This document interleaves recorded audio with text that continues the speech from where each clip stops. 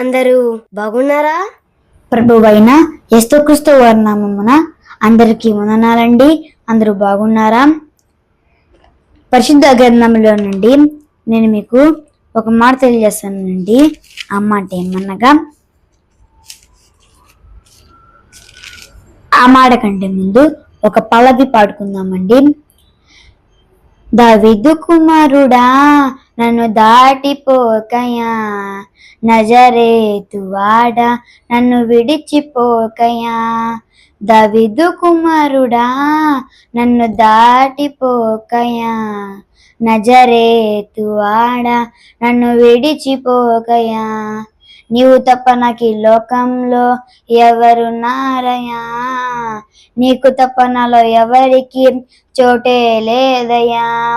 నీవు తప్ప నాకు ఈ లోకంలో ఎవరున్నారయ్యా, నీకు తప్ప నాలో ఎవరికి చోటే లేదయ్యా. దావీదు కుమారుడా నన్ను దాటిపోకయా, నజరేతు వాడా నన్ను విడిచిపోకయా, నజరేతు వాడా నన్ను విడిచిపోకయా. ఆమేన్. మనం మళ్ళీ వాక్యదానంలోకి వెళ్ళిపోదామండి. చూడండి, యోహాను సువార్త 15వ అధ్యాయము, క్షమించండి, యోహాను సువార్త 14వ అధ్యాయము 23 చదువుకుందామండి. 23వ వచనం, యేసు ఒక్కడు నన్ను ప్రేమించిన ఎడల వాడు నా మాట గైకొనును, అప్పుడు నా తండ్రి వానిని ప్రేమించును, మేము వాని యొద్దకు వచ్చి వాని నివాసము చేతుము. ఈ వాక్యం కొరకు ప్రార్థన చేసుకుందామండి. పరిశుద్ధమైన తండ్రి, ప్రేమ నమ్మకం కలిగిన మా దేవ, మీ ఘనమైన శ్రేష్టమైన నామన ప్రభువా మీకే వందరించుకున్నాం ప్రభువా.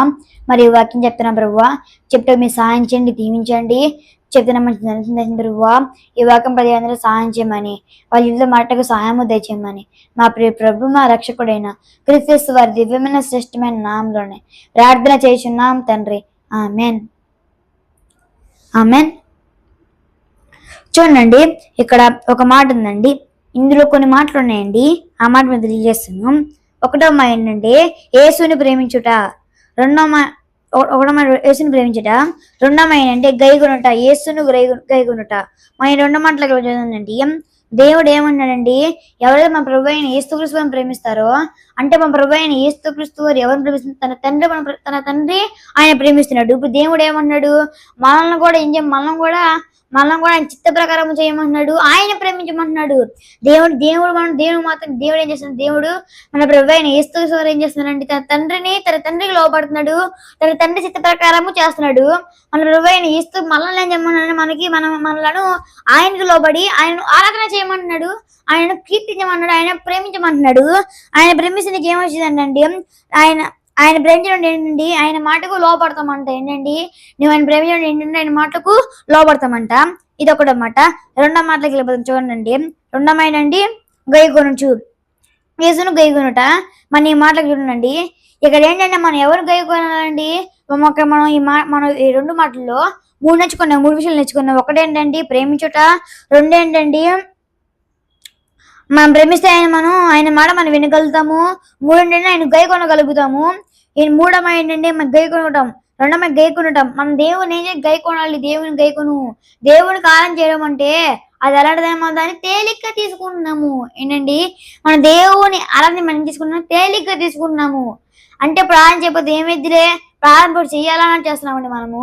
ఇక్కడ ఏంటంటే మనం దేవునికి ఆరాధన ఎలా చేయాలండి, దేవుని మనస్ఫూర్తిగా ఆరాధన చేయాలి. ఫస్ట్ ఇంకా ఆశ ఉండాలి. ఇంకా మనం ఏం చేస్తున్నాము, చేయాలని చేస్తున్నాము. అసలు ఆదివారం ప్రతి ఆదివారం తెచ్చికే వెళ్ళట్లేదు, ఆరాధన చేయట్లేదు అని చేస్తున్నామండి.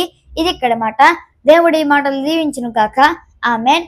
అందరి కొరకు ప్రార్థన చేసుకుందామండి.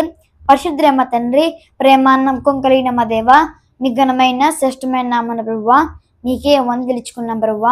మరి వాక్యం చెప్పడే సహాయం చే ప్రభువా, దాన్ని బట్టి మీకే వందన నిలుచుకున్నాం ప్రభువా.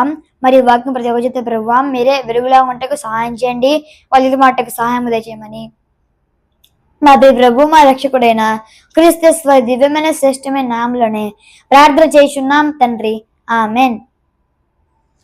అందరికీ వందనాలండి.